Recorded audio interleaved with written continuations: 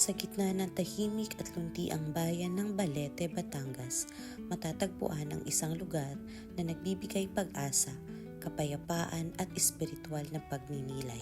Nandito nga kami ngayon sa Marian Orchard sa Batangas. Sumama nga pala ako sa bisita iglesia ng Transfiguration of Christ Parish ng Antipolo. Sobrang aga nga namin nakarating dito, guys. Madilim pa nga ang paligid. Sarado pa nga ito nang dumating kami. Nag-antay muna kami sa bus. Inantay pa namin mag 6 a.m. At pagpasok nga namin ay pumila kami dito para malagyan kami ng bracelet. Yung bracelet nga na magpapatunay na bumisita kami dito. May nakalagay nga dito sa bracelet na to na 80 pesos. Siguro yun yung amount na babayaran. Pero dahil ang binayaran naman namin ay yung package ng bisita iglesia, baka kasali na yan dun. At ayun na nga, pagdating nga ng mga tao dito ay panay na ang pagbi-video, pagpi-picture. Kasi sobrang ganda ng lugar pagpasok pa lang. Parang ang solemn ng place, parang ang peaceful. Basta sobrang ganda.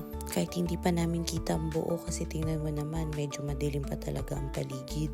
At habang papaumaga na nga ay mas lalo namin nakikita ang kagandahan dito. Dito nga ipapasok na kami. Grabe, ang gaganda ng mga roses dito. Fresh na fresh pa.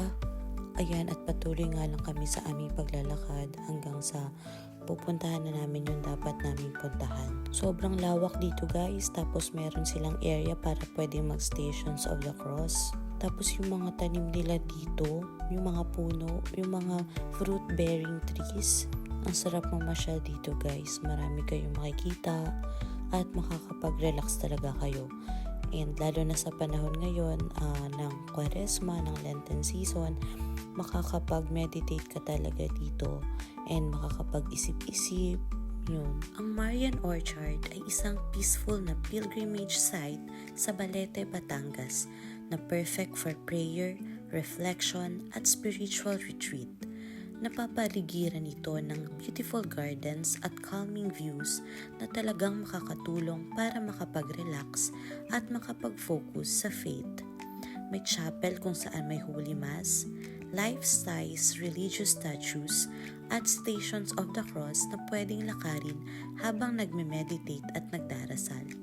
Maraming families at devotees ang bumibisita dito, lalo na tuwing weekends at Holy Week para makapag-spend ng quiet time with God at makalayo muna sa busy na buhay sa city.